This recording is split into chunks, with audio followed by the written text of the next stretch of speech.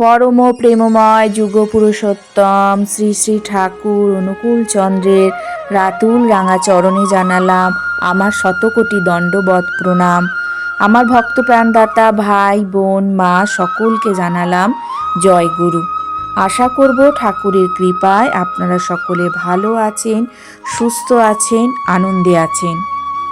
আজকে ইষ্ট প্রসঙ্গে আলোচনা করব জীবনে যখনই আপনারা বিপদে পড়বেন, যখনই দেখবেন জীবনটা অতল সাগরে তলিয়ে যাচ্ছে, যখনই বুঝবেন আপনি কোনো না কোনোভাবে বারবার করে বাধা পাচ্ছেন, বিপর্যস্ত হচ্ছেন, সঙ্গে সঙ্গে আপনারা এই মহামন্ত্রটি জপ করতে থাকবেন। কি সেই মহামন্ত্র? আজকে এই বিষয়ে কথা বলবো। চলুন তাহলে শুরু করা যাক। আমরা শাস্ত্রে বহু মন্ত্রের কথা পাই। পরম দয়াল শ্রী শ্রী ঠাকুর আমাদের একটি মহামন্ত্র জপ করবার বিধান দিয়েছেন। সেই মহামন্ত্রটি আমরা জপ করব এবং শাস্ত্রে যে মহা শক্তিশালী মন্ত্রের কথা বলা হয়েছে সেই মন্ত্রগুলো থেকে বিশেষ বিশেষ মন্ত্র নিয়ে আমরা আলোচনা করব। অনেকেই দেখবেন বলে থাকেন বেশ কিছু মন্ত্রের কথা, যে মন্ত্রগুলো জপ করলে বিপদ থেকে রক্ষা পেতে আর কিছু করবার দরকার পড়ে না। এই মন্ত্রগুলো জপ করলে বিপদ কেটে যায়, ভগবানকে লাভ করা যায়। আবার অনেকে বলেন যে শুধুমাত্র মন্ত্র জপের দ্বারাই সমস্ত কিছু সম্ভব হয়। চলুন শাস্ত্রে প্রকৃতরূপে কি বলা হয়েছে এবং সেই মহামন্ত্রগুলোর প্রকৃত তাৎপর্য কী এবং শ্রী শ্রী ঠাকুর আমাদের যে মহামন্ত্রটি দিয়েছেন এবং সেই মহামন্ত্রটি কেন জপ করতে হয়, প্রকৃতপক্ষে কতটা শক্তিশালীতা, এই আলোচনার মধ্যেই আপনারা বুঝতে পারবেন। কেন শ্রী শ্রী ঠাকুর এই কলিযুগে এসে আমাদেরকে মহামন্ত্র প্রদান করলেন। যুগে যুগে ভগবান যখনই এই ধরাধামে এসেছেন তখনই কিন্তু তিনি আমাদের একটি মহামন্ত্র প্রদান করেছেন। আমরা প্রত্যেকেই শাস্ত্রে বহু মন্ত্রের কথা উল্লেখ পাই, যেমন উদীয়মান সূর্যকে স্বাগত জানানোর জন্য সূর্য প্রণাম মন্ত্রের আমরা উল্লেখ পাই, আমরা গায়ত্রী মন্ত্রের উল্লেখ পাই এবং এর সাথে সাথে মহামৃত্যুঞ্জয় মন্ত্রের কথাও শুনেছি। এছাড়া মা সরস্বতীর মহামন্ত্র, মা লক্ষ্মীর মহামন্ত্র, হরে কৃষ্ণ মহামন্ত্র, এই প্রত্যেকটা মন্ত্রই কিন্তু আমরা শাস্ত্রে পাই। কিন্তু আমরা কোন মন্ত্র জপ করব? এই কলিযুগে এসে কোন মহামন্ত্র জপের মধ্যে দিয়ে আমরা সহজেই ভগবানকে লাভ করব, আপদ বিপদ গ্রহদোষ থেকে রক্ষা পাব, এই বিষয়ে আমরা অনেকেই কিন্তু দ্বিধাগ্রস্ত। যার যে দেবদেবী পছন্দ সেই দেবদেবীর মহামন্ত্র জপ করেন। কিন্তু প্রকৃতরূপে এই কলিযুগে আমরা কোন কোন কর্মের মধ্যে দিয়ে গেলে তবেই মহামন্ত্র যে পূর্ণ ফল সেটা লাভ করব, সেটা কিন্তু আগে জানতে হবে আমাদের।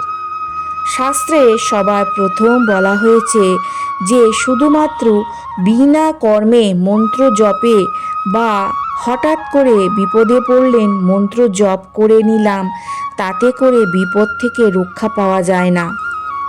কর্মকে আগে আমাদের ঠিক করতে হবে, সঠিক চলনে চলতে হবে, সঠিকভাবে থাকতে হবে এবং অতি অবশ্যই সদ্গুরুর চরণে আশ্রয় করে যদি এই কলিযুগে না চলেন তাহলে কিন্তু পূর্ণ ফল পুরোপুরিভাবে লাভ করা যায় না।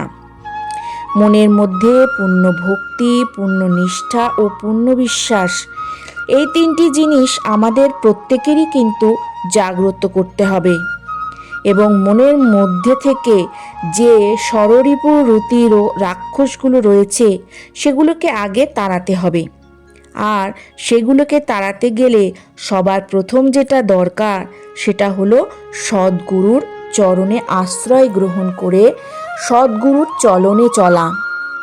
তিনি যেমনটা আমাদের দেখিয়েছেন, যেমনটা আমাদের বলে দিয়েছেন, সেই মতন করে চলা।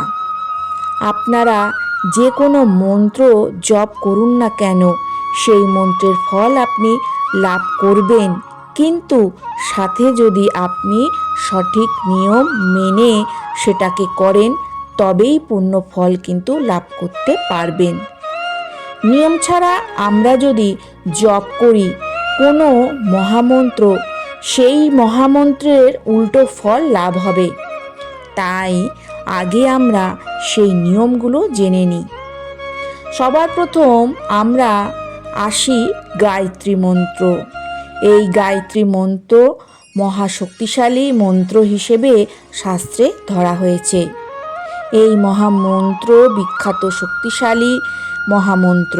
এই মন্ত্র জপ করার জন্য অতি অবশ্যই পূর্ণ নিয়ম মেনে এই মন্ত্র জপ করতে হবে, না হলে এই মহামন্ত্রের যে শক্তি সেটা অপব্যহিত হবে।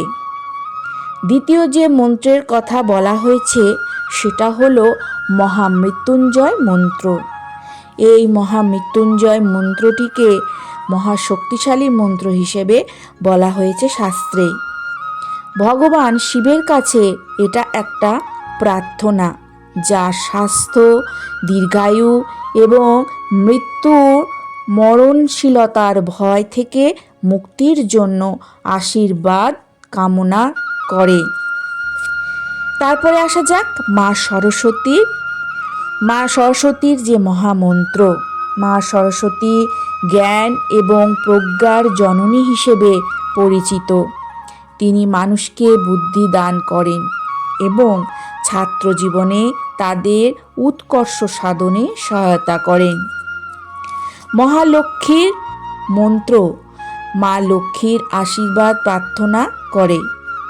এই মন্ত্র পাঠে মা লক্ষ্মীর আশীর্বাদে সমস্ত কিছু লাভ করা সম্ভব হয়। সম্পদ সমৃদ্ধি বাড়ে এবং আর্থিক প্রাচুর্য বস্তুগত সুস্বাস্থ্যর গুরুত্ব শিখতে সাহায্য করে। এই যে যুগে যুগে ভগবান এসেছেন বা বিভিন্ন দেবদেবীর এই যে মহামন্ত্র, এত কিছু থাকার পরেও মানুষের যেন বিপদ কাটছে না। তো যখনই ভগবান দেখলেন যে এই সমস্ত কিছু দিয়েও তো মানুষের বিপদ কাটানো যাচ্ছে না, তারপরে তিনি আবারও এলেন এবং আরও একটি সহজ বিধান আমাদেরকে দিয়ে দিলেন, আমাদের মহামন্ত্র দিয়ে দিলেন। কি সেই মহামন্ত্র? মহামন্ত্রটি হল গুরু ব্রহ্মা গুরু বিষ্ণু গুরুদেব মহেশ্বর গুরুরেব পরম ব্রহ্ম তস্মৈ শ্রী গুরুবে নমঃ। গুরুই হলেন ব্রহ্মা বিষ্ণু মহেশ্বর। গুরুর মধ্যেই ব্রহ্মা বিষ্ণু মহেশ্বরের রূপ থাকে।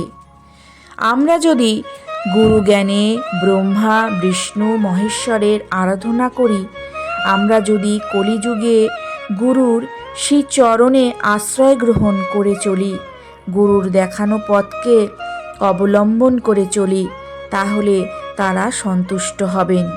তিনি আমাদের সবার প্রথম বলেছেন, বিপদ আপদ গ্রহদোষ যাই আসুক না কেন, সমস্ত কিছু থেকে আমি তোমাদের রক্ষা করব, যদি তুমি ঠিকভাবে পরম পিতার চরণে আশ্রয় গ্রহণ করো এবং তার বলা প্রতিটি বিধান মেনে চলতে পারো। গুরু ছাড়া আর পথ নেই। গুরুই হলেন সাকার মূর্তি। তিনি এসেছেন আমাদের মতন পাপী মানুষদের রক্ষা করবার জন্য নররূপে। তিনি যে বিধান দিয়েছেন সেই বিধানগুলো মানার মধ্যে দিয়ে সকল প্রকার বিপদ থেকে মুক্তি লাভ করতে পারি, সহজে ভালো থাকতে পারি এবং মহাশক্তি লাভ করতে পারি। আমরা যদি সেই মতো করে চলতে না পারি, এইগুলো থেকে বাঁচা কখনোই সম্ভব নয়। যেমন খুশিভাবে চলবো, যা খুশি খাবো, এইভাবে যদি চলতে থাকি, সঠিকভাবে যদি জীবনযাপন না করি, তাহলে সেই ফলটা কিন্তু আমাদের লাভ করতে হবে। অন্য কোনো ভালো ফল কিন্তু আমরা আর পাবো না। যেমন কর্ম করব আমরা তেমনই কিন্তু ফল লাভ করব। জীবনটা কিন্তু অত্যন্ত কঠিন, বাঁকে বাঁকে প্রচুর কিছুর সম্মুখীন হবেন, সেইগুলোকে সঠিক বিচার করেই কিন্তু পা ফেলবেন। তার জন্য প্রকৃত রূপে সদ্গুরু করা লাগে, সদ্গুরুর কথা মেনে চলতে লাগে। পরম পিতার প্রতি আমাদের ভালোবাসা যতটা খাঁটি হবে, প্রকৃত রূপে পরম পিতাকে লাভ করতে পারবো এবং ভালো থাকতে পারবো। তাহলে আপনারা আজকের এই আলোচনার মধ্যে দিয়ে মহামন্ত্রটি জানতে পারলেন। এই মহামন্ত্রটি জপ করলে দেখবেন সকল প্রকার সমস্যা থেকে, আপদ বিপদ থেকে আপনারা কিন্তু সহজেই রেহাই পেয়ে যাবেন। আজকের আলোচনাটা এখানেই শেষ করছি। আশা করব আজকের আলোচনাটা আপনাদের ভালো লাগবে। যদি ভালো লাগে তাহলে অতি অবশ্যই কিন্তু একটা করে লাইক করবেন, কমেন্ট করবেন, বেশি বেশি করে শেয়ার করবেন। কালকে আসছি আরও একটি নতুন আলোচনা নিয়ে। সবাই ভালো থাকুন, সুস্থ থাকুন, সাবধানে থাকুন, আনন্দে থাকুন। ঠাকুরের কাছে এই প্রার্থনা করি, ঠাকুর সদা সর্বদাই যেন আপনাদের মঙ্গল করেন। জয় গুরু।